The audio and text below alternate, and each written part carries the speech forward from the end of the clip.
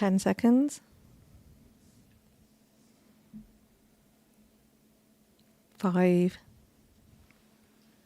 3, 2, 1. Good morning, Wolverhampton. It's that time again. Your Sunday morning dose of real talk, big debates, and plenty of loose opinions. Now, welcome to Loose Sisters, the show where we say what you're all thinking, but with extra sass and a lot more chat as well. Now, I'm your host, Alvina Ali, and as always, I've got a fiery panel of sisters and brother who aren't afraid to tell it like it is. Now, every Sunday from 11 a.m. to 1 p.m., we get deep into the topics that matter, and sometimes the ones that just make you laugh or even cringe. So, but who am I joined by today? Well, let's meet the sisters and brother as well. First up, she's delivered more babies than Amazon delivers parcels. And trust me, she's seen things that would make even the strongest stomach turn. Just don't mention the words home birth in a paddling pool. It's our incredible midwife, Sunita Banga. Hello, everyone. Hiya, Sunita. Right, next, she's got more followers than just people have WhatsApp groups. And if looking effortlessly flawless was a full-time job, oh, wait, it is for her. She is, well, she scrolls with caution, I would say. And because she'll have you buying things you never knew you needed, it's the glam queen herself, Farida Khalifa. Assalamu alaikum, everybody. Are we ready for today? I think we are. I think you're on fire as always, Farida. Always ready. Okay, so joining us new on the panel today and next week as well. She's not just laying down the law, she's enforcing it. So if you're thinking of stepping out of line, think again, because she's keeping Wolverhampton in check, one probation case at a time. It's our very own crime fighter, Zainab B. Hello, everyone. It's nice to be back. Thank you. I love having you back. So, yes. And finally, he's the business boss who turns ideas into cash faster than you can say direct debit declined. Whether it's side hustles or empires, this brother makes it happen. It's the unstoppable Prince. Assalamu alaikum, guys. Wa alaikum salam. So, sisters and brothers, welcome to the show. Are we Are we feeling loose today? Yes, Time will tell. But I'm going to say hats off to my producer for coming up with these paraphrases for you guys. I wouldn't have been able to do it without her. Right. Okay. Now, they say that this one gets people heated. Now, the minute you start earning, some parents expect you to pay your way. This is Frida's topic. But is that fair? Should young adults be finally independent at home, or should parents be giving them a chance to save up and get ahead in life? Is charging board, teaching responsibility, or just making life harder? Discussions open to the panel. So should kids actually contribute to household expenses if they're working and pay rent? I actually think mums and dads should relax and, give the bills to the children. Let them take responsibility and accountability.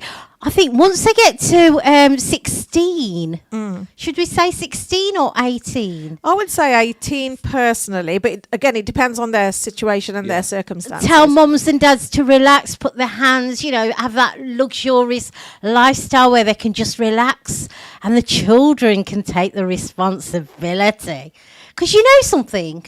Yes, go on, Frida. Enlighten me. They feel very like they entitled would be the word. Entitled. And I think with the entitled, where they think mums and dads should Hey. okay. I'm only teasing you. Could you imagine all those children? They'll have their... No, I do believe that they should have... on a serious note, they should take some responsibility. But mums and dads were like, yes, Farida, she's rooting for us. No, I do honestly believe parents, don't set your children up to fail. Yeah. Let them have some responsibility and accountability. Too much of the generation feel far too entitled. They get too comfortable where mums and dads are paying, and then once they're married, suddenly they've got so many responsibilities, so many, and it's too much of a shock. So, you know, it's that feed them gently into the reality of life. So do you think some of these skills should be taught at school as well then, Frida? Oh, well, you know me, I'm all for homeschooling. This is the reason why, because personally, I feel like education isn't really the things that they should be teaching, you know, like proper life skills, teaching you how to finance, budgeting. They're not really teaching you any of what life is really, really about. So that's why I advocate for homeschooling, because I honestly believe that, you know, when you can learn real time, real life skill, it will help you so much in life. Yeah. Okay. Anyone else got anything to say? Yeah, I think it is important, just going off what Sister Frida said about paying board. I think that it does depend on circumstance. So obviously, if the parents can afford it, I still think they should encourage their children to pay the board. Maybe if they want to save it for them and then gift it to them after they help them out in future life. But I think it's important because they're not teaching those skills. And it kind of tells them what budgeting is about, running of a household, and kind of responsibilities. Plus, it makes them feel a bit more a part of, like, you know, what the norm of, you know, being an adult is as well. Because a lot of them, as your sister said, do feel a bit entitled, you know what I mean? Especially if they're, like, baby too much, or kind of like, you know, everything's provided for. Whereas they should know what the juggle is, you know what I mean? Not to be on the savage side of it, like, you know, like, and just take a sit back and be like, now it's your turn to, like, do everything. But within reason, if they have to help to contribute, you know what I mean? That, alhamdulillah, you should do your family. But if the parents are more than capable, I do think it's quite important for them to, like, you know, help them with that skill, and then probably gift it to them afterwards. Be like, look, here you go. This is to help you put a deposit down, or whatever else the goal is of life. Yeah, I totally agree with you, because what I feel is these days the parents don't do that. Yes. And the individuals, they want to buy a property or they want to rent, and it's really difficult. So for them to have that little bit of extra to help them get on the ladder, because as you can see, all the properties are really expensive, and it's very hard. It's very hard to buy your own house. So that's something I think as parents we need to kind of really focus on, because we're just doing everything for them, and then we're just letting them, you know, to their own devices to get on with it, and that's difficult, because we're sending them to school to get all these skills, but they need life skills, like, you know, Sister Frida mentioned as well. So yeah, so I do agree they should be paying board. Okay, Sunita? Yeah, speaking as a mum who's got 2 adult children living at home, I don't expect board from them, but I do expect them to help out around the house. Yeah. And it depends on what the child's situation is. So one of my daughters is training and the other one's still at college. So I wouldn't expect them to take on bills, even though they are over 18. You know, they've got jobs around the house that they need to do, and I think it gives them, they do work, they've got part-time jobs, but they're saving their money. And because I'm in a comfortable position, you know, I'm quite blessed, it's nice that I'm able to support them so that they can save for their own futures. But I also think if I was in a different situation, if I hadn't, you know, obviously I've been through a divorce previously. If I was still a single parent with my girls and I didn't have the income I've got now, and I didn't have them working, things would have been different. So then maybe I would have expected them to help out a bit more. So I do think it's a really interesting topic, and it does really depend on the situation of the parent and the children. Yeah. Bang on. I would differ. I'm sorry, Sunita. That's fine. It's okay. We're open to opinions here. Because my background is actually health and social care, Yeah. so I've worked with a lot of young people throughout, you know, time. And it is actually a question that I put out to a panel, to an audience on social media a few weeks ago, and it went a little bit wild. All the young people that usually are on my live stream, they suddenly went completely quiet. They would. I think they were hiding. But I was hoping that they were learning from reading what the comments were saying. But what I thought was really, really interesting was one of the ladies that commented on the post. She said her parents expected the brothers to contribute, yet not the sisters. Oh. And I was like, well, why? And how does that differ? And why would the boys be expected to contribute, yet the girls wouldn't? It kind of made no sense, and I would love, anybody want to call in and explain why this happens? I think it's that cultural expectation there, isn't it? People obviously expect the man to be the provider. That's why they're instilling that in children, maybe. Yeah. Well, I mean, I respect the fact that you said, Sunita, that you expect your young people to do chores around the house. That should happen anyway. Yes. It is not a hotel. Yeah, do you know what I definitely. mean? And some young people do forget where the washing machine is, or how How do you even use It's it? not just it's not just the chores around the house. They are very expensive. Children are. My daughter's got a car. She pays their own. Yeah.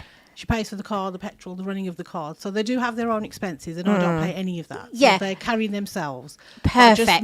I just mean income coming to me to run the house. That's what I was referring Yeah, to. I just think it's I mean, I was brought up where I had a single parent. My mummy was on her own. Yeah. And unfortunate for now, looking back, I think it was a fortunate scenario, because it's certainly, when people say to me, how come you're so strong? It's because I had quite a traumatic childhood. But with that also came the responsibility of helping our mummy run the house. Yeah.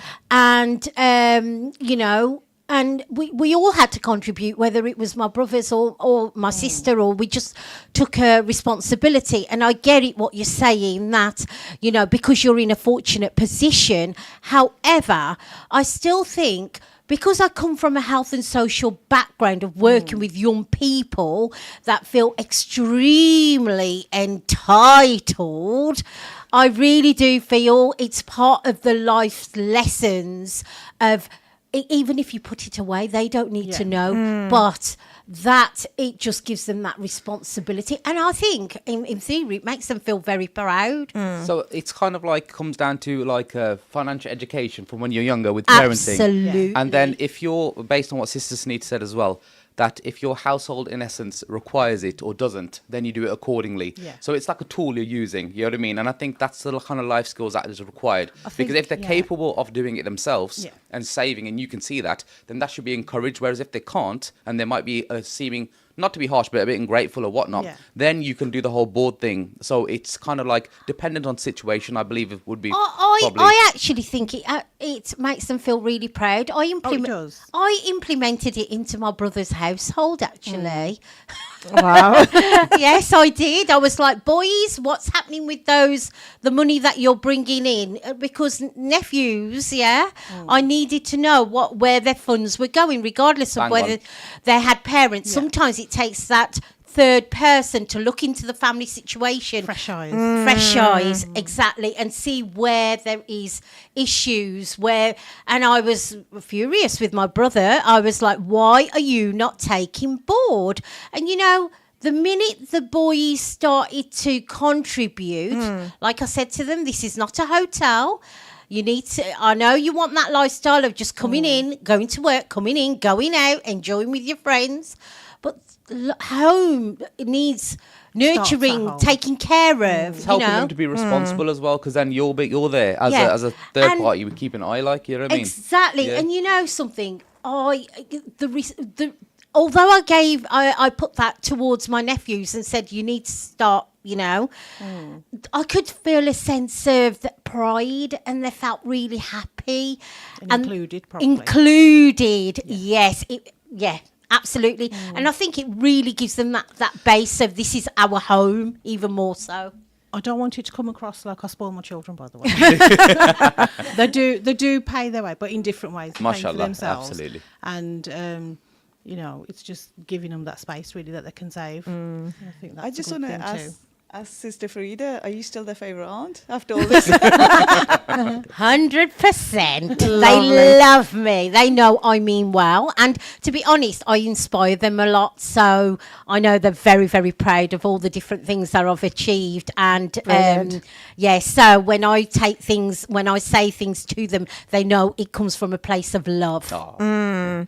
I do think it's quite important as well that to have that understanding and communication with them, because some might think, well, none of my friends are paying it, so why am I having to be responsible? And in a way, because they're not hasn't been explained to them, it's just been told you will do this, they might feel like, why do I have to? So therefore, if you explain it how you've done yourself, I think that's the better way of doing it. You know what I mean? But Instead of demanding. you know what shocks me? Okay, I mean, a lot of people think 18, 19, 20-year-olds, are they contributing? You know, my nephews are at that age where, you know, it's, you know, but we have some 30, 35, 40-year-old brothers that are living at home and aren't contributing and treating the place like a hotel. Well, they're just taking advantage, aren't they? Yeah, I'm going to come on 100. to Prince. Prince, I can recall from last week that you were saying that you help your mom contribute money-wise, do whatever needs to be done around the house. Now, did that at one point when you first started, did that actually make you money savvy? Or did it stop you from getting ahead in life? Did you feel anything like that? I think it was quite important because it was one of these things that when I was a teenager, it was important that we, in a sense, we contribute towards the house with the running of the house. And it kind of made me realise the responsibilities of bills, even to do with like gas, electric, food, shopping and so forth. Because then when I basically went down to, let's say, a part-time job, then I had to money manage more. You know what I mean? Because at one point, I went from like doing like, let's say 30 something odd hours, 36 or 37 to like 20. And that was for a few months. So then I had to be a bit of a juggle of like, all right, I need to prioritize this. And it was always like, that's why I'm one of these that I've never had a credit card because if I don't have it, I don't buy it type of thing. And I always live within my means. So that's why I think it was quite important that, you know, my mom kind of explained it like, you know, like, right, guys, you're going to have to start doing this type of thing or whatnot. And I think it taught me a lot of life skills. So alhamdulillah, I am quite grateful for that because it was the way it was explained as well. You know, like, we are a family, we do it like this and move together. And like, alhamdulillah, like, you know, to be honest with you, my family, like, especially my mom's like my go-to for like most things, you know what I mean? So like, you know, like, if I always have like, I'm the baby of the family, so I always say I'm the lucky, you know what I mean? Because, like, you know, it's just what it is. But anytime if I mention something, like, little, I could be, like, on the phone and, like, mention something, and my mom would just turn up with it, you know what I mean? And, like, you know, it's really nice, it's sweet.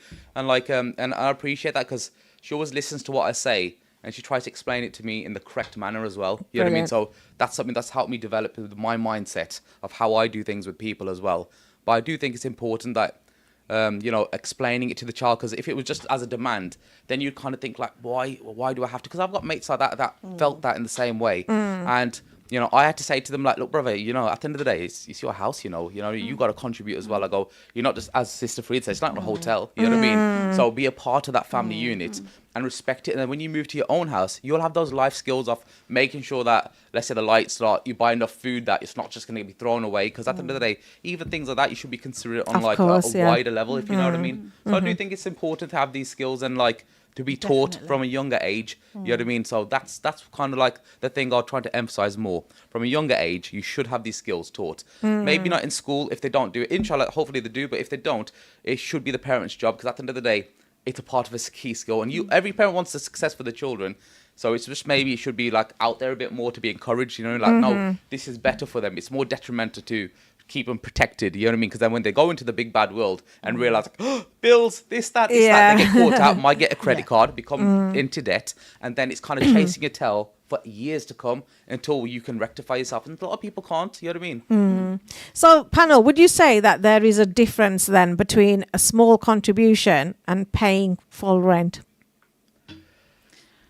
I just feel that sometimes it could be the other way around as well. Some parents could be very demanding. Yes. Some parents are quite lazy and not parenting properly. Yeah. And they put all the responsibility on children. So kind of seen that as well. See, that's my right type of thing. So I get what you mean. So I brought you up.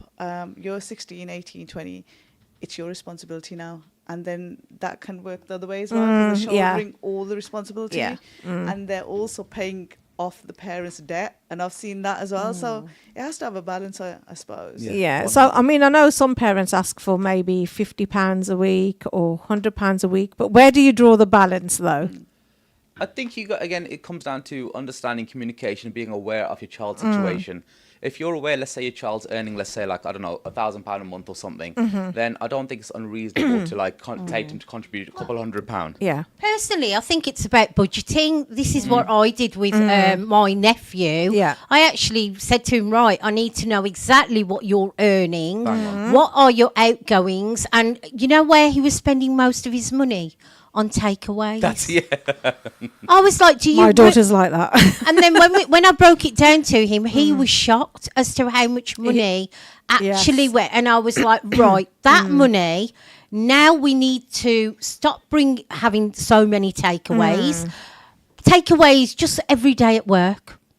Every day at work. We'll take a sandwich instead. Yeah. And so it's about working out the budget and then working out what is realistic and what is feasible. Do you know what I mean? So still be considerate, but it just gives them that responsibility. Yeah. I agree Yeah, with you on that. awareness, Yeah. bang It is responsibility. Yeah. My daughter was doing the same. She'd keep getting desserts in the daytime, order food at night, even though we'd cooked. And I let her carry on for a bit. But now she's off to uni, she's starting to save. The takeaways have all stopped. And she's really sensible with the money now. So it does- Right. Okay. Now, if a young adult, for example, is putting money aside for their future, now should parents, do you think, ease up on board payments? So if say, for example, a young adult is putting money aside for their future, it could be marriage, it could be buying a house, it could be a car or whatever it is, should parents ease up on board payments? Or does that just make things a bit too easy for them? I think personally that let's say it depends again on circumstances of the household, but if the parents are able to and financially are capable, I think they should ease up because the child's trying to be responsible, and you should give them that encouragement to grow in that aspect. Obviously, if the household is struggling and it's needed, again, you are a family, you should try and help out to build. But No, I think they should just carry on having that responsibility. Okay. Because it's like any other thing, like they would prioritise, for example, their car insurance and make sure those payments because Payments are that's done. something that really interests them. I think ultimately, especially if we're talking about Asian families, a lot of Asian families, parents are going to like support them financially in the long run anyway. Yeah. So whether they then, there's an event or there's a wedding or they're going to put in so much money towards the actual. So I think, no, you shouldn't relax and, think, oh, let's just be, because sometimes children need a clear, just clear guidance. Yeah. And if they were making any other payments for other things, they would have to still contribute. Do you know what I mean? Yeah. It would still. yeah, no, I get that, but you have got households too that have the aspect of like once a child's gone out, they will handle their own stuff, so they won't get that financial help from their parents. So I do think it's important to try and like both aspects. The ones that are able, like the parents, like Sister Sunita's able to run a household and then let her children save independently. That's cool as well as the whole if still contributing and being a part of the family unit and doing that, because it's depending on circumstance of each household. Yeah, with my children, the girls, they help me look after my son. Nice. So they are saving me an absolute fortune in childcare. Bang on. So it's working both ways. They're helping me, I'm helping them. Under no circumstances do I feel like they're taking advantage of me. That would not happen. But it's about balance. And if they can do things that help me, to me, if I can financially support them. And if they needed more support in the future, obviously with their parents, we're there. But regarding the question that you asked, I think you can make those adjustments. So every situation's different, you tweak it every accordingly. household is different. So as long as everybody is being fair to each other, I think there's nothing wrong with respecting that. it, that's it. Yeah. I think it comes down to communication, Yeah. doesn't it? Bang on. Yeah. It depends on individuals. Right, we've got 5 seconds, very quickly. Yeah, so it's just a balance of everything, isn't it? Right, okay, we will see you straight after the break and we will continue with this debate.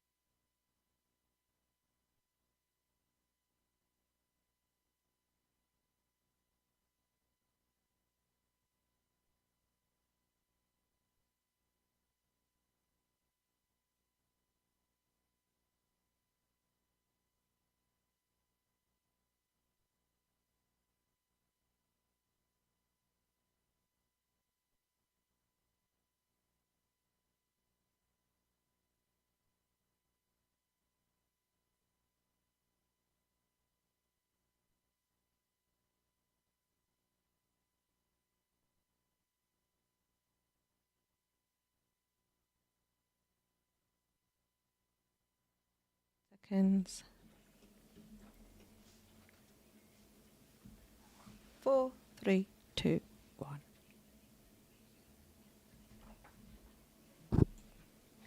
Okay, welcome back to Lou's Sisters. And as you know, we are on the topic of should parents expect children to pay board or are they setting them up for fail?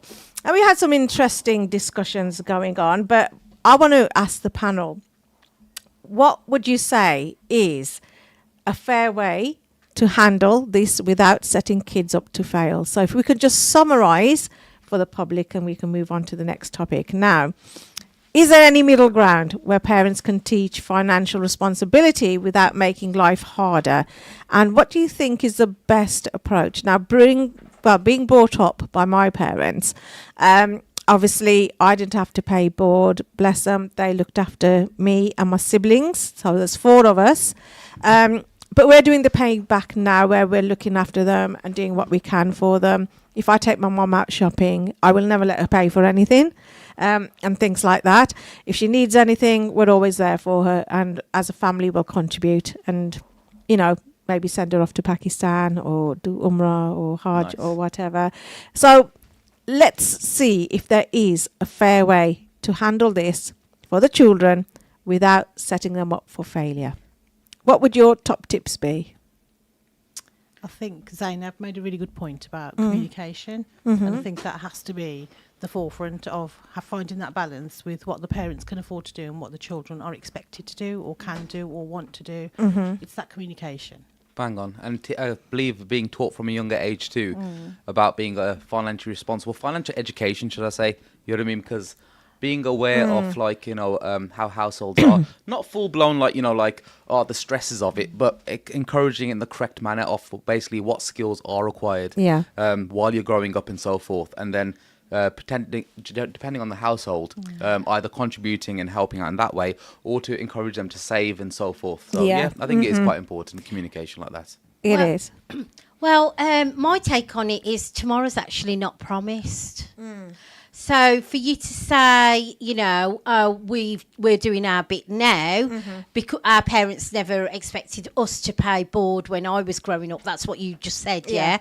However, right now you're doing, you know, all the things that is expected of you. Well, you should be doing it anyway. You know, I just think we've got to live for now, for today, not for the circumstances that you're in right now, not for, you know, like I said, tomorrow's not promised. You could be gone before your parents, you know, so you can't be saying, oh, I'll look after you when you're older. And to be honest, the future generation, they're all about moving abroad and living their best life. Then it's not like the olden days. Times are changing, aren't they? It really is not about... It really is not about like the olden days where the children actually stayed with the parents. These days, the parents are more sort of allowing your children to just venture and go abroad and do your thing. So I don't think you can really, you know, feel like, oh, I'll pay for you when you're older. I just think we live for today, the responsibilities and the experience, and it's not about being, you know, you have to be cruel to be kind, tough love. That's what you call it, because it's actually setting you up to have the best life, because I see too many people going into depression because suddenly they're having to clean nappies, suddenly they're having to cook, clean, pay bills, and they've had no experience, none whatsoever. They get married and... Yeah, I just want to add to that. I just feel some parents don't give... Okay, can you hear me? Yeah. Okay, so I just feel that some parents don't give the children the life skills in terms of budgeting or paying board, and suddenly they're 25, 30 and they expect them to do it. So it's like a bit of a shock for them. And also some parents, I feel, send most of their money abroad to their family. That's another debate. I know that's a whole new topic, but I just feel the parents don't kind of think about their own future without the kids, when the kids have grown up, to have a bit of savings to use on a rainy day. Yeah. maybe. Talking about that, Zainab, can you pen that question for next week? Yeah, we could. I'm just sitting here thinking there's loads of parents who send money back abroad. Some had good experience, some had bad experience. I think that will make a good discussion topic. Yeah, Yeah, so if you can do that towards the end of the show, and we'll sort something out for next week. brilliant. Lovely. Anything else on this topic before I conclude it? Right, okay. So at the end of the day, obviously, we've said there's no one size that fits all for the answers.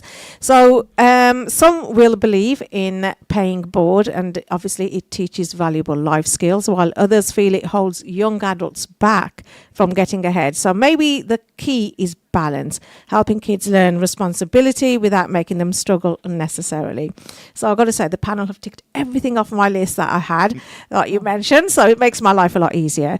So out to the public then. What do you think? Should parents ease off, or is it fair to expect a contribution? Do let us know your thoughts and leave a Facebook comment on our live video for now. Right, okay, let's move on to the second topic, and that was social media, a blessing or a curse. Now, it's where we shop, it's where we talk. You might get stalked, and we might be there scrolling for hours as well. But is social media actually good for us? Now, we see picture perfect lives, but is it real? And let's not forget the darker side, the trolls, the cancel culture, and internet drama. So is social media bringing us together or driving us apart? I'm going to throw that at Frida now. I mean, social media is a big part of my world. Yeah. Simply because I'm moving in with the times. And it's a big part of my business. And I do think if you use it properly, the right way, it is fantastic, a fantastic tool.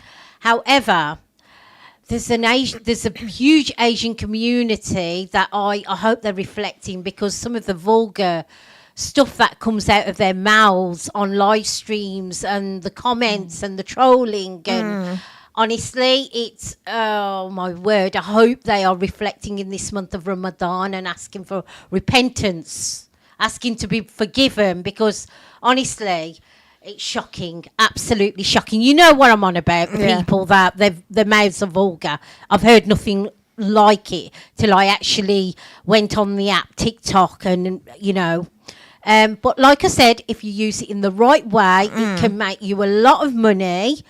It's a great, great for networking. You can meet families from abroad. It's highlighted a lot of stuff that was sort of hidden as far as, political stuff that has gone on. Yeah. How our religion has been portrayed in the past. We've had a lot of, alhamdulillah, we've had lots of new reverts taking their shahada online. So there's a lot of positives. Our Islam was portrayed in such a negative way in the past when there was no social media, whereas now we're getting real-time reports, not just stuff that media wants us to believe. So there's a lot of positivity. Okay, excellent. Now, obviously, you being an influencer, Frida, do you find it pressurizing to be perfect online? Oh, no, I'm just authentic and real. Absolutely real. If anybody was seeing me, I don't worry about. I like to keep it real. I don't like people fanning over. I do have a fan base, dare I say. But let's be honest, Frida. What about the angles, the outfits, all that? No, people have seen. Listen, I was in the Big Brother house. They've seen me in my in bed, barefaced. I don't think, honestly, the best when you it can be a struggle for people that look for validation. Yeah, they use filters. They forget what they really look like. So it really, really depends. But myself, anybody that knows me, I'm extremely authentic and real. And I think that's what sells even more when you just keep it real. But always remember that digital footprint will be there forever. So be careful how you show up. True. Any other comments from the panel? I think that, as Sister Frida said, it is a tool. And I think that, again, comes down to showing the children, educating them the correct way with growing it up, because 9 times out of 10, they kind of like stumble on the platform, kind of have to find their own way, and a lot of them will get trapped in the whole thing of maintaining an appearance and kind of, getting caught up with basically like this fake bubble. Whereas if you use it as Sister said to use it, which is, as a tool in the correct manner, being aware, realizing that it is a digital print that's going to always be there. I just think that a lot of people, there's a real dark side to the web and to internet and to a lot of stuff, but there's a lot of good that can come out from it. So it's just having the balance and being aware and knowing the skill set that is available to use. You know what I mean? And I think that when you set yourself up to always be trailing after like that perfect picture, portraying the perfect family or whatnot, then in essence you're living a lie, and it does affect your mental health more, because you're always going to be striving thinking ahead, to like, oh, let me take a picture of this, because I watched this one little program thing where it showed like this person like woke up, put the full makeup on, took a picture saying I've just woken up, and it's kind of like, no, you've spent literally 2 hours doing that. You're not content with yourself, so therefore that also has an effect on you as a person, with your confidence, where you go meeting other people, because then you got to live up to that expectation. Whereas if you be as yourself, like as who you are, you know what I mean, it's a bit more. But I think like whether you're vlogging or it can earn you a lot of money. Yes. YouTube channels can earn you a lot of money, so it just depends where that piece of material went. Yes. Do you know what I mean? Yeah, no, bang on. I just think that being aware that this is something that you can, let's say, if it's detrimental to you, you're able to pull away from as well, or to go at it in a different angle, because I think a lot of people will get caught up with, they got to do this, and this is why you got like even people breaking down online, because they can't handle the thing they set that platform for themselves, realizing that you can, it's your choice as the individual to change your situation. You know what I mean? So it's just one of those ones, empowering people in the right way. And would you say, brother, that it's a cyber bullying as well, because people put on this perfect picture and then they get all these negative comments? Yes. So it could like affect you mentally, and Well, I've seen that with a member of staff, and basically they've mentioned about one of their friends that they put on pictures with certain filters to make them look in a certain way, with not just face but body as well, to the point where this person actually went abroad and actually got surgery and stuff done to fulfill that image. And it was the thing. And up until then, she would have people talk about her, say horrible things. And well, just the other day, there was an influencer. She was nearly at 1 million followers. And because of the trolling, she's actually left social media. Yes. Because it was affecting her mental health. I've also known of people to unalive themselves. Yes. Yeah, let's get real. There's a very, very dark side. Yeah. But the trolls have a lot to answer for. Yeah, I think trolling is definitely out of control, and people say things that they never dare say in real life. They call them what? Keyboard warriors? Yeah, keyboard warriors. Yeah. So, panel, have you ever been on the receiving end of social media hate? And if you had, how did you deal with it? I was just going to make another point before we Go go on. on to that Sorry, one. go on. It was just to recognise that it is a platform at the end of the day. It's social media. And I think there's an addiction element to it as well. People, they spend hours on TikTok, for example. They spend hours and hours on social media rather than living their actual real lives. Yeah. And I think that can be quite toxic. And leading on to the trolling, Yes. that's a huge problem. I can watch other people's social media and the comments are so toxic. They're really horrific. And I just think that's awful that you're saying that. But would they dare say that if they were actually in front of that person? No, they wouldn't. Armchair generals, isn't it? Yeah, definitely. Okay. Frida? So you were asking, have you ever dealt with social media hate or trolling? Well, to be honest, I could have very easily have, with the platform that I've got. However, I just don't entertain it. I'm too old for it. That's what I was looking for. I'm just too old, and people know that I will not zero tolerance to nonsense behaviour. Yeah. And I've earned a lot of respect, to be honest. So I just know how to. I give absolute zero it's called selective. When you see any troll commenting, I always pre-warn the people that are on my live stream, please do not comment, entertain them, or just act as if you've not even seen the comments. And I just literally bat it off. Yeah. And to be honest, in fairness, I don't really get trolled because the trolls in the end have become my biggest supporters. I agree with that. Smother them with love. Yeah. Well, obviously, trolling is easy when people are behind the screen and you can't see them. So some would argue that social media companies should do more to regulate all this hate speech and comments coming through, while others believe blocking, as I know people have the right to do that, and ignoring the best way, obviously ignoring it is the best way to handle the situation, which obviously you're doing. Prince, you want to come in? Basically it's just to do with the whole trolling thing. Over the new year, some horrible people basically bricked the shop windows. And we had an article in the Express and Star to do with how people have come together to help out. Yes. And then we had a couple of other ones, to be honest with you. We were quite lucky to do with like how the shop's running, and the food's good. But we got so much like good comments as well as horrible trolling, racist comments, Islamophobia to such an extent it was shocking. I had to contact the Express and Star. Person to basically say like, are you guys aware that people are literally saying such horrible, slanderous stuff?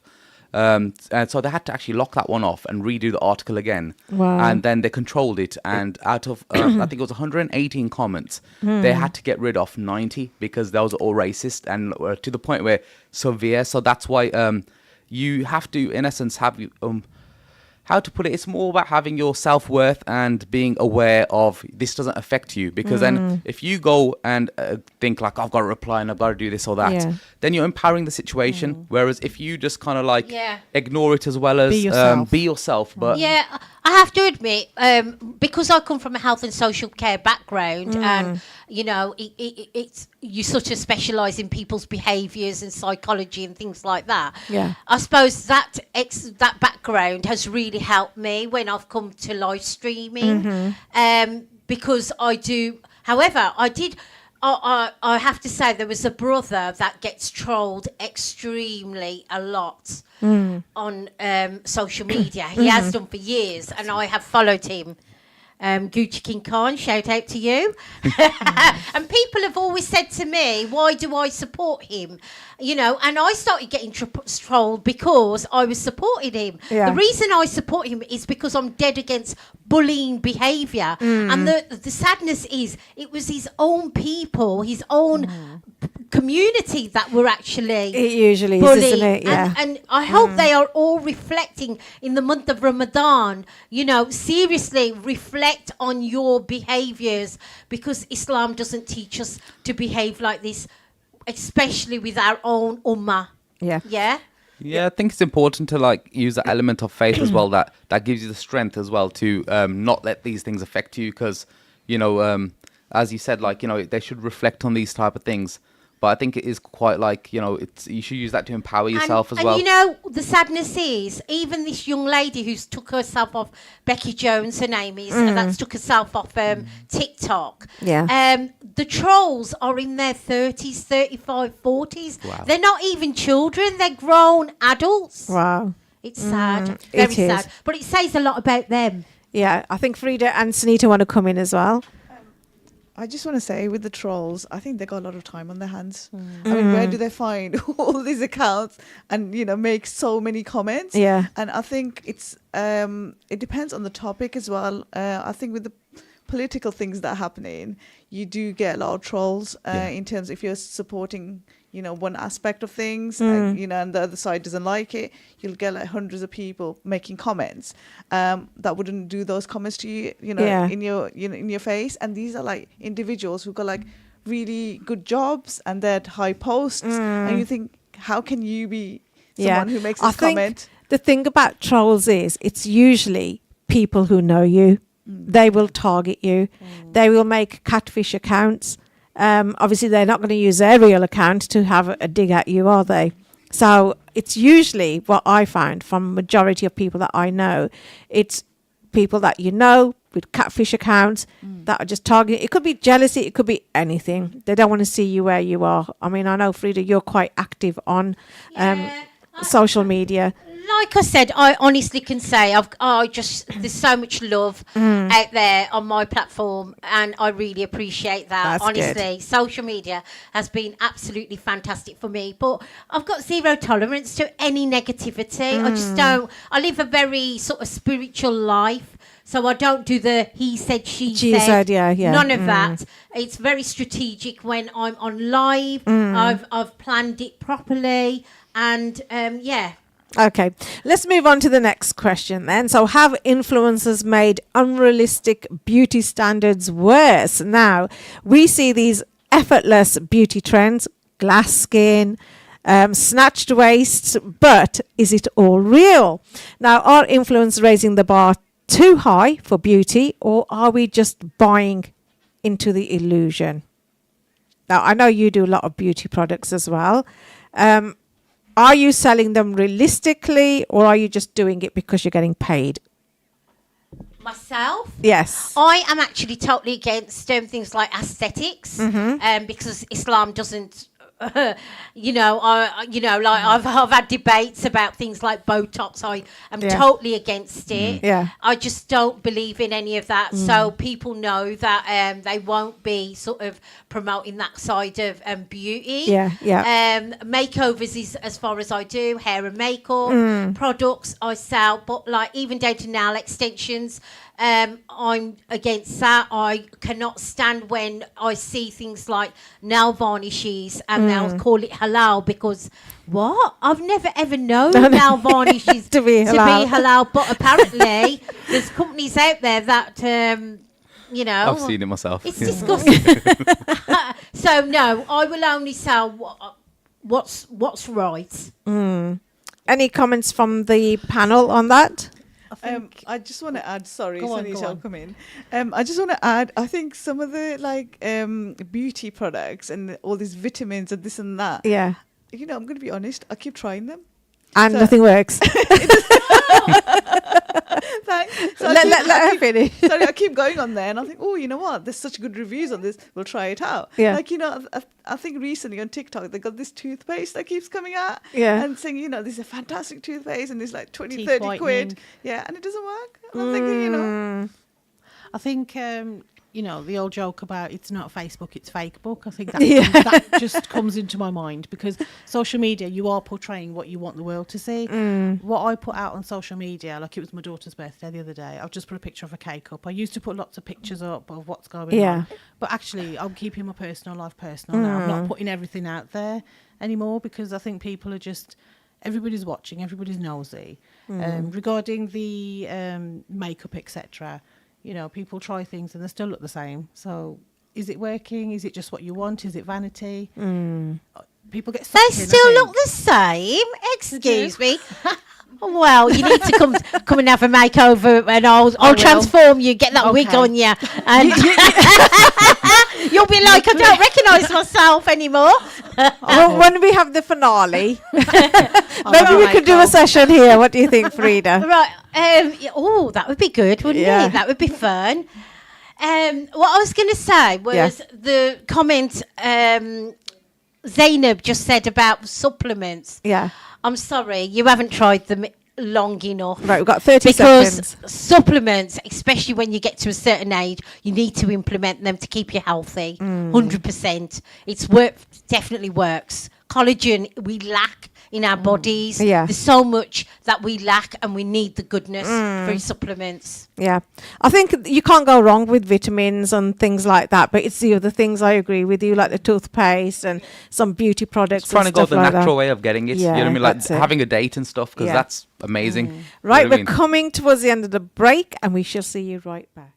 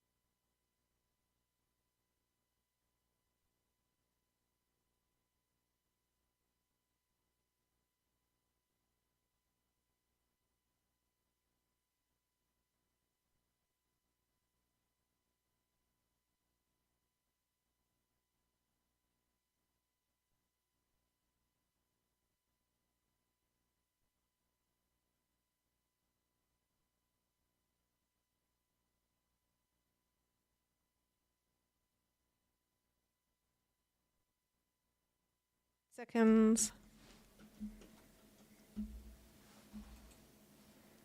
Good morning and welcome back to Loose Sisters, where we are discussing social media, a blessing or a curse. Now, panel, I'm going to ask you a question. Could you survive a week without social media? So I want you guys to be honest. Now, if you had to delete Instagram, TikTok, Snapchat, or Facebook for a full week, could you do it? Or would you crack? Mine's quite easy and simple. Yeah, I could.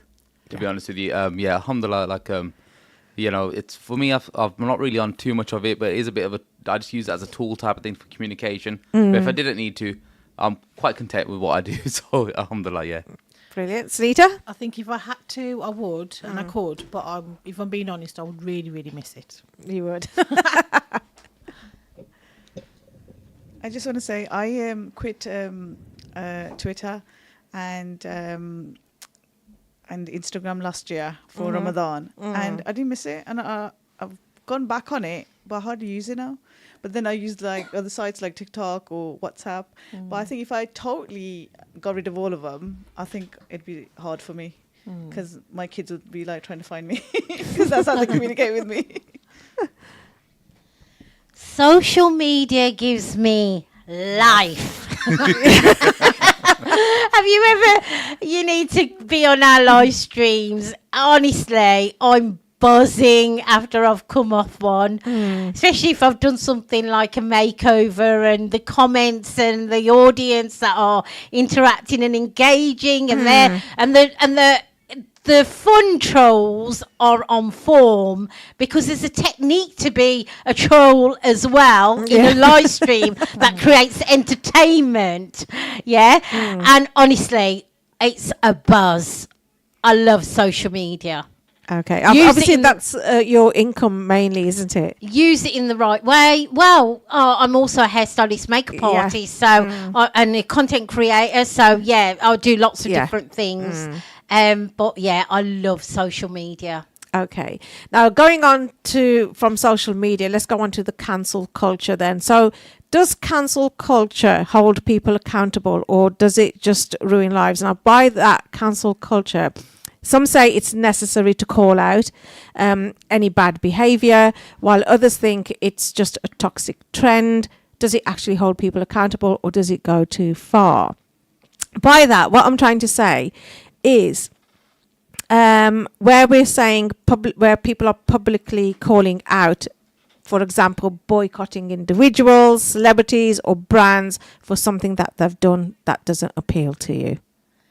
It could be about behaviour. Yes. It could be about a statement that they've said. Yeah, I think cancelling culture is something that needs to happen. However, I also believe that, something bad publicity can be a good thing for the brand. Any kind of publicity is great. People do madness to Do you think people jump on the bandwagon and they cancel people and then really they forget about it after and go back to their ways? Do you think that's happening? I think it. No, I don't know. I think it depends, exactly what are we talking about, because there's some serious political things that have been like boycotted, and I think that was necessary, 100%. But then you also see smaller brands being cancelled because they've had, in the beauty industry, for example, there was a big thing around, people that were just aesthetically pleasing being invited to various different events, because they fulfilled that blonde-haired, blue-eyed sort of image, size 10 kind of image. And there was a brand that actually got cancelled by a lot of the ethnic minority that felt left out. So do those sort of things need calling out? I don't know. I think they do, but people are still buying the products or using the ones that they've got because they spent a lot of money on them. So well, yeah, you're going to use what you spent money on. Yeah. I don't blame them, sort of finishing products. However, I don't know, cancelling, I think I think where it's Tough one. necessary, it needs to be. They need to be called out. Yeah, I agree with you there. Right. Okay, let's close this topic then. Now, so obviously, I believe that social media could be a blessing, but then again, it could be a curse as well. Now, obviously, it connects us, it entertains us, and even gives us opportunities. But it also pressurizes us to be perfect, exposes us to trolls, which we've talked about, and it fuels the cancel culture as well. Now, maybe the key to balance is using it wisely instead of letting it control us. So, to the public, what do you think? Could you live without it, or is it just too late to unplug? Right, moving on to our next topic then. That is culture versus Islamic parenting. So, are we raising kids the right way? Now, many of us were raised with "because I said so" as a valid explanation. But are we following cultural traditions more than actual Islamic guidance when raising kids? Are we passing on undated habits, or do parents need to modernize? Panel, what's the biggest difference then between cultural and Islamic parenting? I think like things are definitely changing now, but I think quite a lot of cultural things was a part of the old school generation because, again, I've mentioned this previous, but some parents and so forth, when they came over here, literally came so young that they had a certain ideology of what life should be like or whatnot. So they tried to implement it on their children. Yeah. And, something that was slightly away from the Islamic side of it and the guiding principles in essence. And when they basically did that, they kind of like, it was like they got frozen in time in essence, because it's kind of like, I have to do it like this. This is how I perceived it when I was growing up. And then when they go back home, they can see they've moved forward. Everyone in society has moved forward here. But then they've been caught in a cultural time capsule. And then it causes either a mad shift on moving forward, or it breaks the family down. And I think that's one thing where communication, again, is so majorly key with this. Because at the end of the day, if you use Islam as your guiding principles, we have got the ways, we've got examples of how we should conduct ourselves, not just as adults, but how is to raise children with communication. And I just think that, the tools and education is there. It's just a lot don't use it or haven't done in the past, because it was kind of like, I think I know the best because this is what I was shown. This is that little perspective I had for like up to the age of like 12 or 15. And then when they came here, they kind of like used that image, and it was like a horse-drawn carriage of like, this is how we got to move forward. But alhamdulillah, I do think things are improving. Communication is 100% better. And I just think like, again, I always go back to it. If you use Islam as your guiding principles, you can raise your children right, as well as better yourself. And it is a journey at the end of the day. You're meant to be growing throughout. It's not about like, oh, I think I've hit this and I'm going to carry on. We're meant to ponder about what things I've said, how things are done, and inshallah, grow. Yeah, I totally agree with you, brother. But I think sometimes what happens is the culture gets blurred with religion, and sometimes things they are telling the children to do, they're mainly culture, but they kind of think that's part of Islam. Yes. So it's about education as well. Bang on. Can you elaborate on what you mean by culture versus Islamic? Right, okay. So basically, I'm talking about where Islamic parenting encourages love, patience, and reasoning with children rather than being fear-based discipline. Like you might remember now, the Prophet Muhammad, peace be upon him, was gentle with children. But many of us grew up hearing things like "log kya kahenge," in English it means "what will people say." So is this really Islamic, or is it just a cultural pressure? That's an interesting one. I think it really depends on the circumstances of the situation. I think the way I was brought up, I think I was brought up more on the Islamic ways. However, there were certain things that I sort of stood my grounds on and said, Mum, that's not Islamic, that's cultural. But I do think, I'm a little bit. It's like that phrase, "Log kya kenge."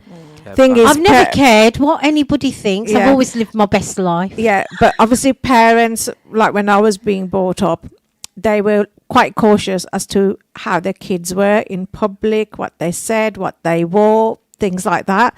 And the phrase "log kya kenge" was thrown from parents because they didn't want that sort of disrespect to come onto them if they saw Yeah. their child portraying themselves in a certain way, out of sight, out of mind sort of thing.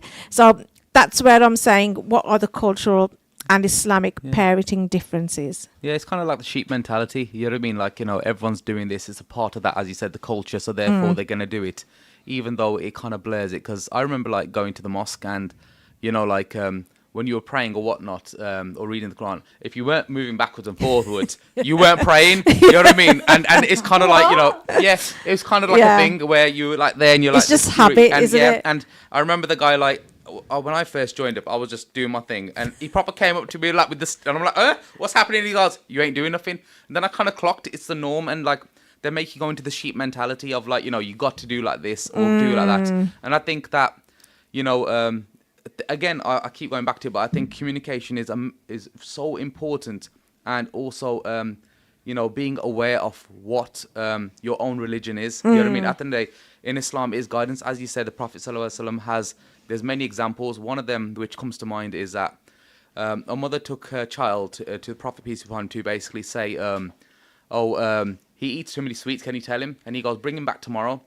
So when she came back tomorrow, she basically asked him, like, can you say it to him? And he said, you shouldn't do this. You shouldn't eat sweets like this. Listen to your mom. She goes, why didn't you say that to him yesterday? And he goes, I was eating dates at the time. He goes, so No. I need to be, I don't want to say it to him while I'm eating something sweet. Because it's the way you conduct yourself as a teacher, as an adult, as a parent. You have to have the right way and mannerisms. You can't just be like, I've said this, it's law, which was kind of the way it was. Or it's kind of like, as you said, what people are going to think, oh no, that's not right, or let's do this. And, they kind of were afraid of that. I have to say, I'm struggling with this one. Not to worry, No, I no can problem. understand. And that's because I didn't really live a cultural lifestyle. I was a bit of a, lived my best life, went abroad, worked abroad, did everything that would, a lot of the community would have been very, very sort of, actually the community turned against me. Yeah. Initially, they all love me now. Absolutely, I wonder why. But now I would say if you bring your children up in the Islamic way, because that was actually one of my biggest battles, because I was forever battling. But Mum, why are we not allowed to marry people of a different community? Why? Because they'd put the cultural emphasis on their parenting. Yeah. And that was my biggest struggle as I was growing up. So I, eventually now we don't have those issues. No, we don't. I mean, because going back to Log Kya Kenge, obviously my brother married a non sort of Asian girl out of his own choice, which, we were happy because he spoke to us as his siblings, but he wasn't like quite confident in speaking to our parents.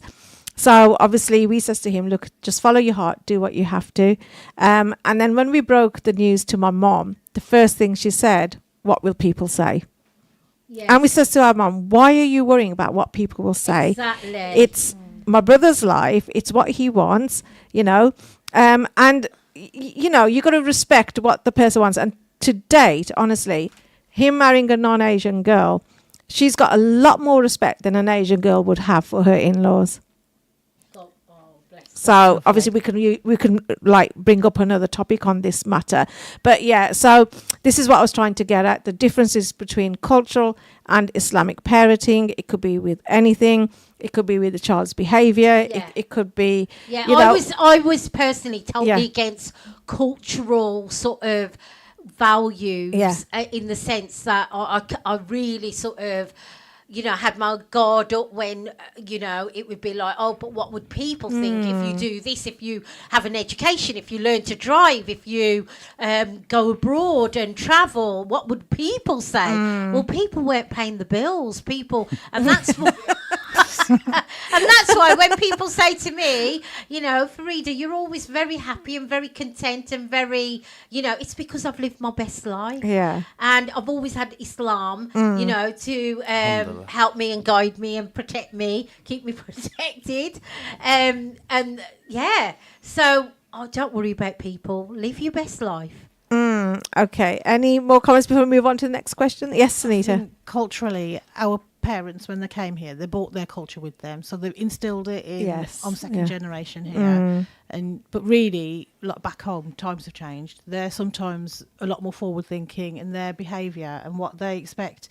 Like our families here, when I was growing up, we were brought up really strict. I even went to Punjabi school. I learned how to read and write in Punjabi. I got an A grade GCSE. It's good. It's helped me in my job now, to be honest. I'm fluent in Punjabi. That's great. But am I doing that to my children? I've tried. I've sent them to Punjabi school. They didn't enjoy it. Lots of issues. They stopped. They didn't carry on with it. Their language isn't as good as mine, but they can understand it fully. Yeah. But it's the speaking. But that comes with time, so they're getting better. But I do think culturally things have changed in the UK here compared to whichever country you're from. I think our parents brought a lot of expectations with them, but my generation in India are completely different to me here. Bang on. Culturally, talking about culture, I mean, don't get me wrong, I absolutely love my culture. Yeah, I just don't like the man-made rules when they mix Islam with culture, when it's things like, why can't you marry somebody of a different community? Yeah. Just, he's still got the same faith as you. Yeah. That's the part of culture I don't like, man-made rules. But, I mean, when we were growing up, this is what I would call culture. When I came back from school, we had to get changed into our Asian clothes, in our salwar suit. Now you don't see the youngsters doing that, do you? Come back from school, get ready, go to mosque. You had to wear your traditional clothes once you got back from school. And that, I suppose, is a cultural expectation from your parents, because your parents didn't want people to knock the door and see you dressed in Western gear. But now, if you've got a pair of jeans on and a top, it would be perfectly acceptable. Right. So that leads me on very nicely onto the next question. Are we teaching our kids why they should follow rules, or just demanding that they obey them? Now, many of us were raised to follow rules without questioning them. But is that healthy? Are we explaining why Islamic values matter, or are we just saying because I said so? I actually don't think that the generation that we're working with now would actually, we in our time would never raise our voice to our elders. Your chacha was your chacha, your mama was your mama. You wouldn't question them. Even to this day, at my big age of 55, I will still have a level of respect for my elders, because they are, well, if they're my chachas, that's as good as my dad. If they're my mamas, they're as good as my dad. And if they're my masis or my khalas, it's like my second mum. So I would never ever raise, but the generation that we're working with right now, I do not believe they would just sort of not have an opinion because of the way they are brought up in schools. They're much upfront in presentations and delivering. Yeah. No, I do agree, but I do think it does depend on how you communicate and interact with the child. Because, like, I use my own nephew as example. Mashallah, he's going to be 16 soon, and like, alhamdulillah, I have a good rapport with him. So if I explain something to him, yes, he will have an opinion which is different from our generation, because we would say yes sir, no sir, 3 bags full sir. But he will basically he will understand what I've said to him, and he will respect it, and he will know it's come from love and from his chacha, mamu. He will know that I've said it to him for a reason, and I think you can distill that same level of respect that we grew up with, but it is down to communication, understanding them and letting them have the opinion as well. Because he will ask a question which I would never mind, because I want him to engage. I don't want to be like, I've just told you this, because again, this time that we're children are raising is a bit different compared to how it was. Very different. So I think it is important that we interact with them in the correct way and help them grow, because that will better them for their future too, as well as when they have their own relationships, their own household. So I do think it is quite key, and I always try and relate it back as well to Islam and like the principles. Yeah, it is a different generation now. Our children now, they're very outspoken, they're very knowledgeable about things. They know what they want to do in life, and it's no good me saying, I want you to do this because I was told and this is how you have to do things.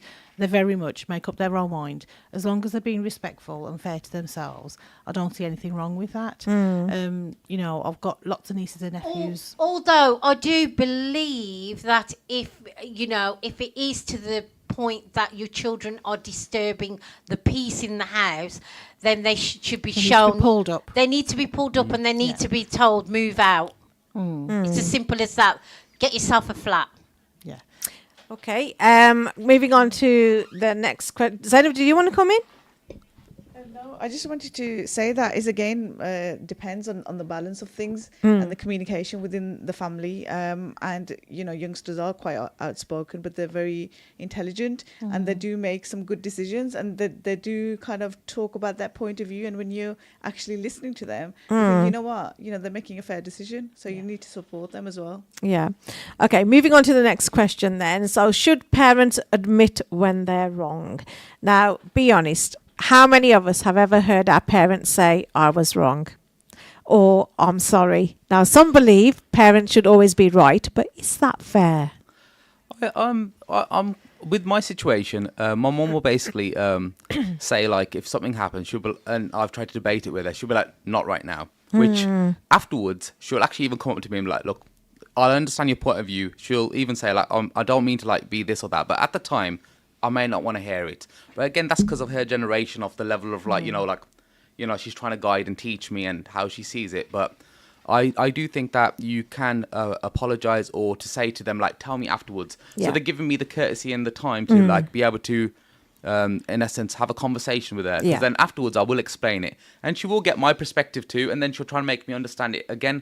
She'll either agree with me or try and say like, well, this is... like, that's the reason why I said it to you like this. So I do think it's important that you should understand the relationship you have with your parents, but also for them to be able to communicate with you as well as you with them, but within the right reason. Because if I just try to say, I want to get my point across because I've got my rights too, we'll just have back and forth and nothing will work. Whereas if I respect them as a parent, that they obviously want to have the best for me, so let them say what they're saying, and then maybe I should reflect on that, or if I still disagree, come back to it. And I think that's important with communicating. I think it's down to personalities and characters, and as human beings. But I have to say, my mummy, honestly, she was an amazing queen. When I say queen, the way she brought me and my brothers, my siblings up. Every bit of advice that she gave us she was on point. With age comes wisdom, but then she'd experienced a lot of unhappiness in her time, and through that she was very much an advocate for make sure you make yourself completely independent, get your own property, drive, do all the things, travel, and every bit of advice that she gave us was just gold. But I do think I've seen some other parents that have got hidden agendas, and they need pulling up. Forget the children. I have to say it all depends on. Sometimes it's down to the parents how they were brought up. Okay, lovely. So we're going straight into the break very shortly as well. So we will be coming back discussing the topic on where were we? I've lost myself. Okay, so we're going to be talking about should parents admit when they're wrong. We're going to continue with that, and then we will conclude the topic and move on to the next one. So see you in a bit.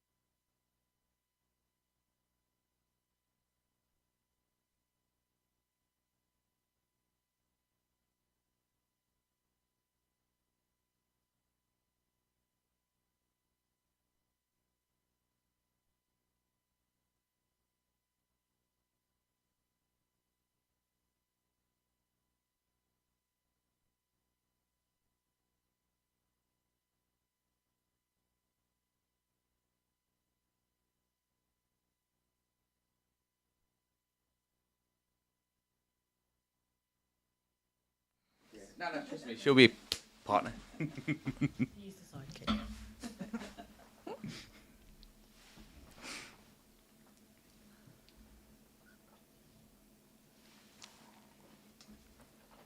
10 seconds.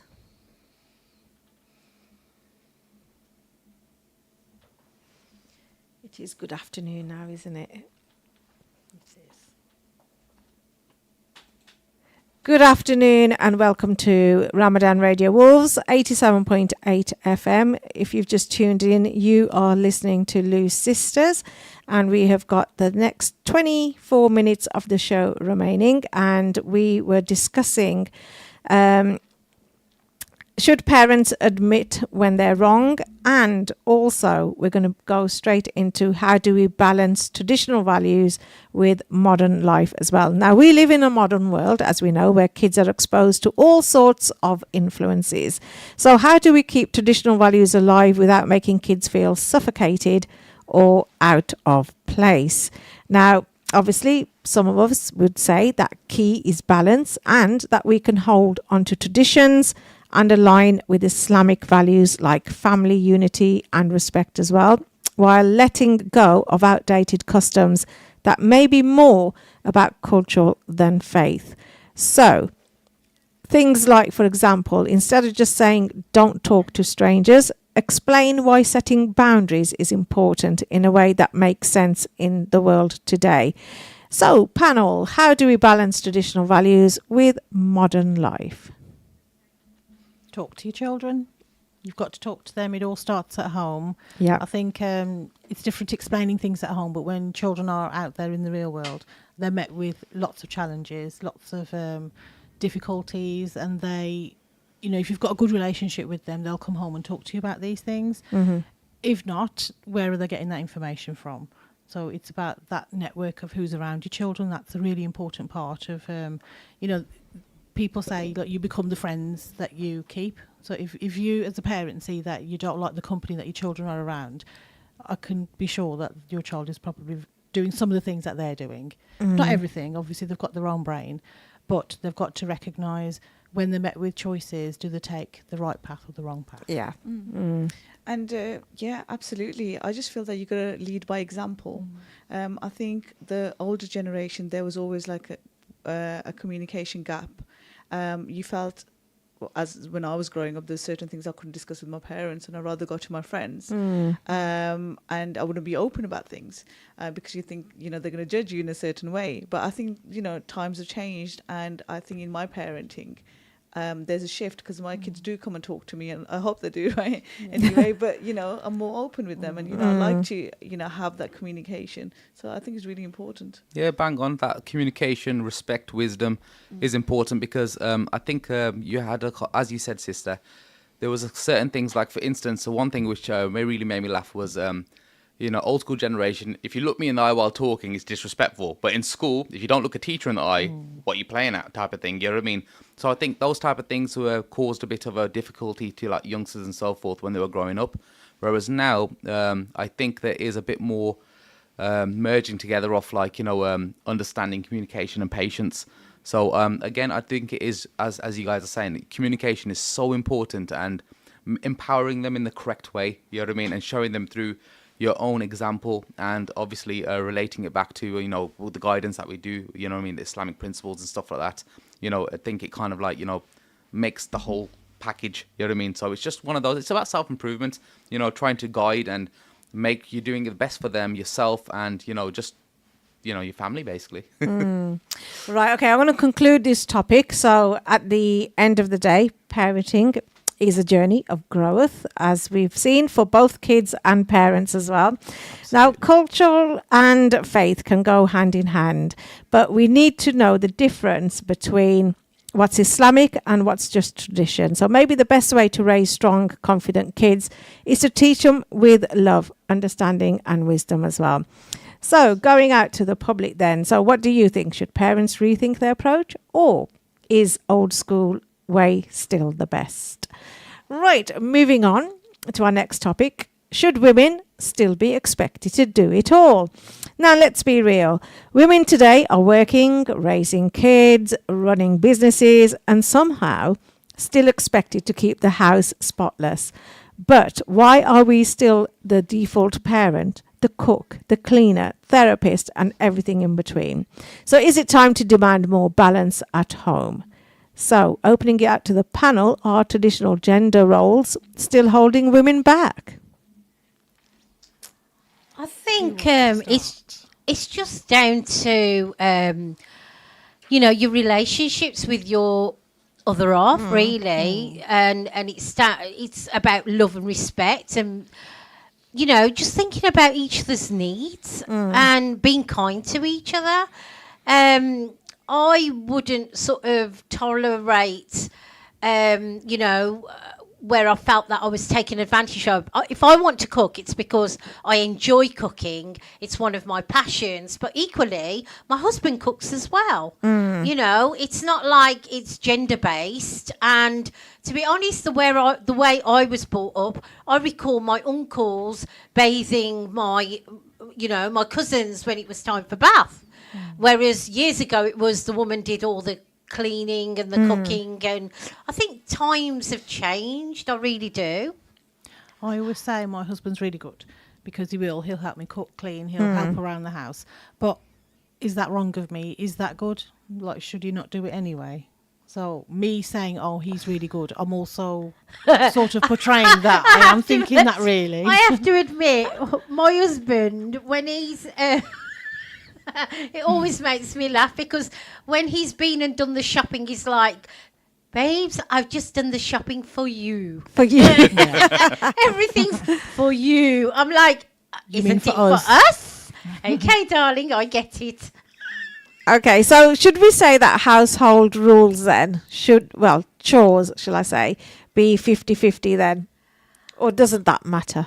I think it's important to obviously, if you're in that relationship, things should be done as a team as well. So, for instance, me and the missus could do a shift together at work, and we'll go back. And bless her, I always say women are they're built different. They just crack on sometimes. You got to be non-stop. So she'll be getting stuff done or whatnot, and then I'll be like, because I want to sit. I always like having a 15-minute sit down. That's what I do, because once I've been on my feet for a good 10, 12 hours, I'm like 15 minutes I want to sit down. Then I don't mind cracking on. But then I'll just be like, nah, you know something? She's doing it. I'll jump up. But then she'll be like, no, sit down or whatnot. So then what I'll just do is, I will, let's say, make a cup of tea or something of the sort, or jump onto something else and help out. You know what I mean? And I think it's important that you do things to build each other. I do think it depends on cultural values as to, because I have heard of certain cultures where the women will, especially at Sari time, the women will get up out of bed and start making great big parotas and, a big feast in the morning. I do all the cooking for my missus for Sari time. Wow. Yeah, bang, honestly.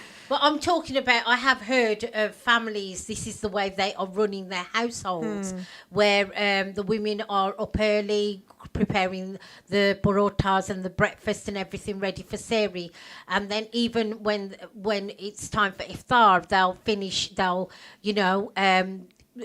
be the women will be the ones that are washing the plates, and the men just don't see it as their role. There are households like this existing, which I personally believe it's sad.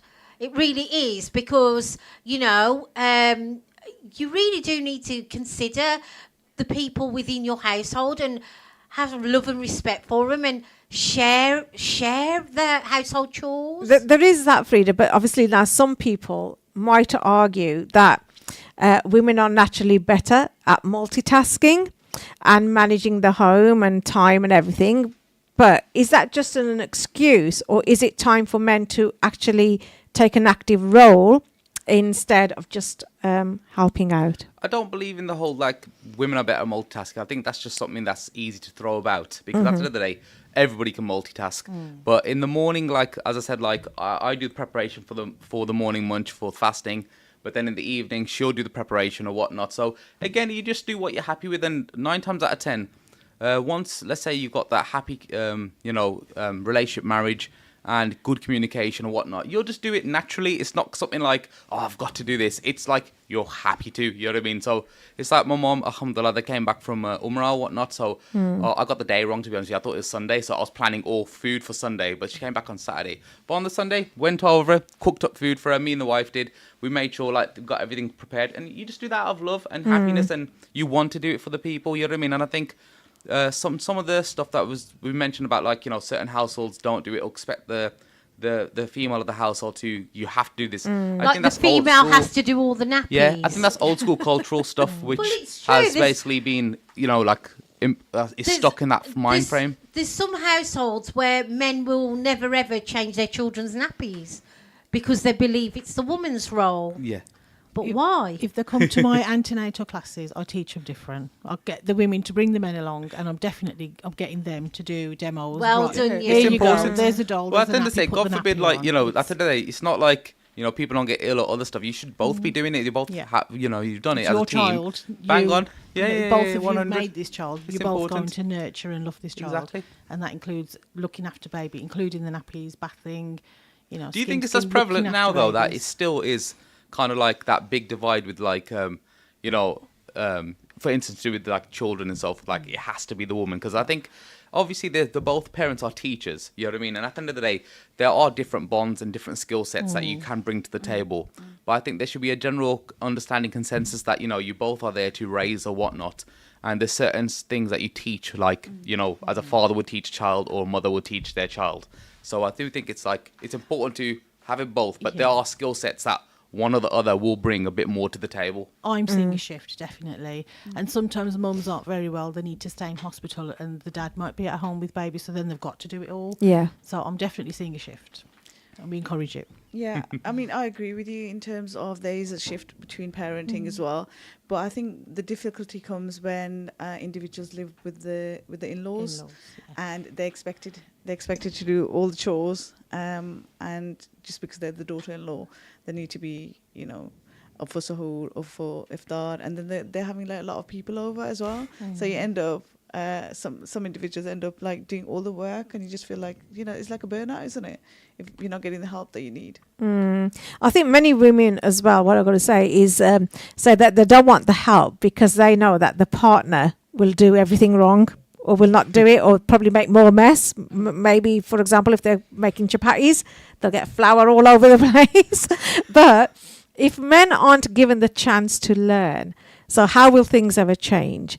So should we stop criticizing and start guiding? Yeah.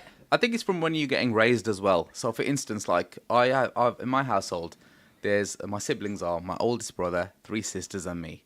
Now, if you've got and my mom was very fair with things. She would make sure, like, you know, like everybody did things. It wasn't like, you know, like you can't do anything because you're a boy. You just got to sit there. No, we were actively, you know, like with gardening, other stuff or whatnot. We had to do it. And I think if you're raised with that, and you know, you've kind of like, you raise the individual correctly in the sense of like you make them realize that, you know, you are, when you come into a relationship or whatnot or a family, you have like your roles and stuff that are not just designated, but you do it as a team and a unit.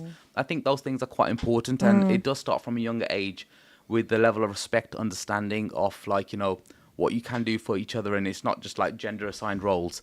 Although again, I always say there are certain things that you know, certain skill sets that might be a bit more, like I can relate a bit more to my, let's say, use my nephew example and just try and explain from a man's perspective of this or that, then let's say a female could explain from a female perspective. So, but again, it is down to communication and understanding and knowing that, you know, this is someone you want to grow into a whole, you know, wholesome individual. Well, You know what I mean? I do believe that you've got to, you know, you've got to give, you know, as females, we are, you know, like we get the chapatis made so quick and so easy. But you have to be more appreciative when your husband's trying, and you know, and not want everything to perfection. And actually appreciate, give them that chance. Yeah. And let them just get on with it. And, you know, if, you know, because I remember when I was single, you know, my home was very much like, aesthetically very, very pleasing. Yeah, extremely tidy. But then when I got married, I had to accept that if husband was cooking, yes, the flour was all over the table. But I appreciated the fact that he actually was having a go at making some. Do you know what I mean? So I think as women, you have to accept people's behaviours and flaws and embrace them and rather than criticise. Okay, now let's be honest as well. So how many of us actually feel guilty when we ask our partners or kids to do something?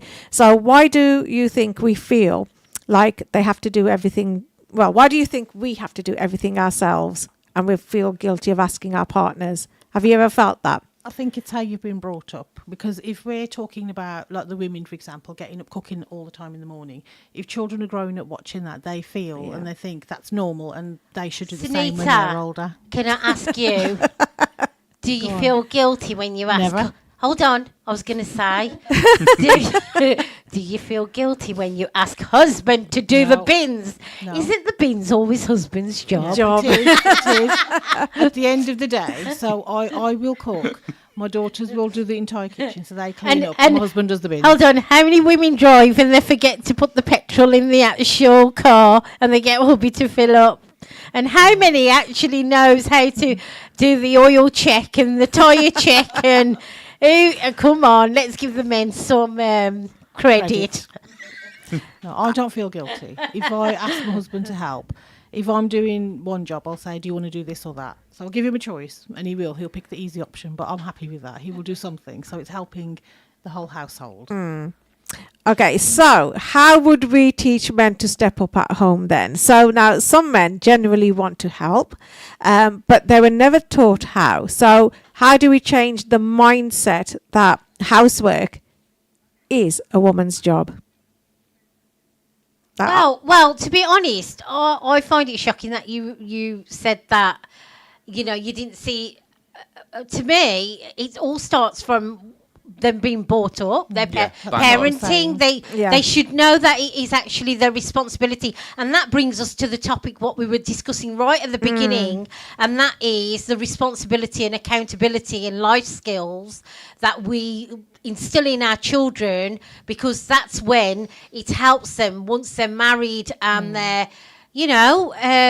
learning to take on responsibility, as in my son's 9 and his job was to just tidy up the living room. So just fold up the blankets, put them away, put the cushions nice and neat, make the room look tidy. He was doing that fine.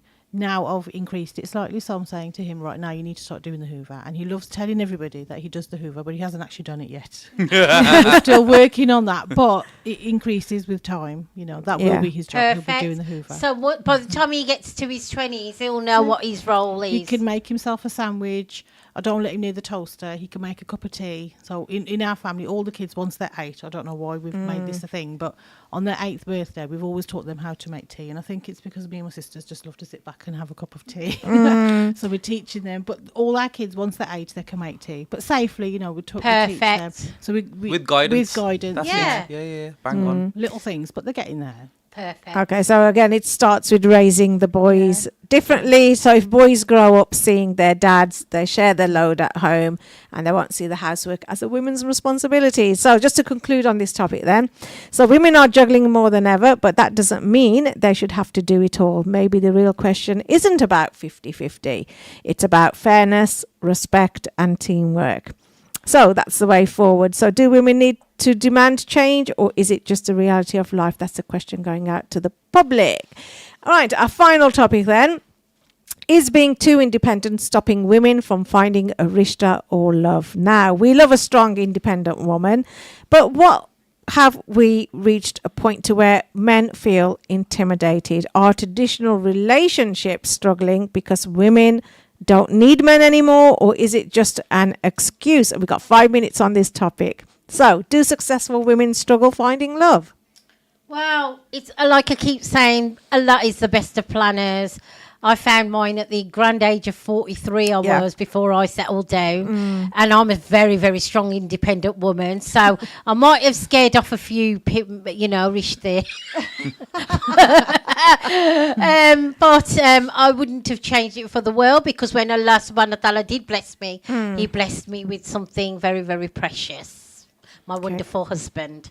Yeah, I just want to say that, once you've got your career and you're like really career minded, and you're in your 30s and you're getting towards 40s, and the family and all the pressures there for you to get married, you kind of take a backseat a little bit, because you're so used to living your independent life, and you think, what, do I really need a man in my life? And also you feel that you're set in your ways, because I think the older we get, we kind of get set in our habits, and it's kind of hard to do that, to kind of take a step back from that and consider another person being part of your life. But for me, it was important that I eventually got married, because it's completing part of my deen. Part of your deen, yes. It's half of our deen to get married, so it's important, ladies. Make yourself independent, but you will find the ideal person. Yeah, so I mean, some people do want to get married, but they're just struggling because they've got to the stage where they're like kind of set in their ways. So it can be difficult, even though it is good to be completing your deen. It's not always easy to find the right person.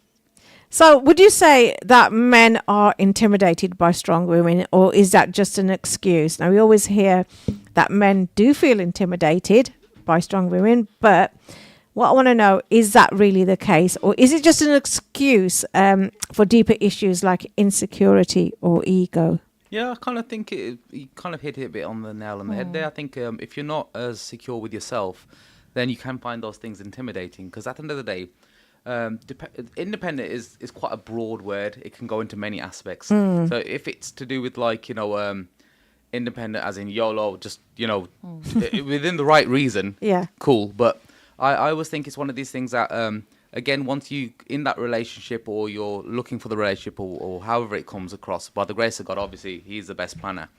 It's about being not confident, but content, and communicating with each other, and knowing what expectations are, what you bring to the table. Because if you're gonna get into a rishta, I think instead of just just jumping into it, you should have that little debate before, or conversation of what are you gonna bring, or what do you expect. And I think that really helps to grow.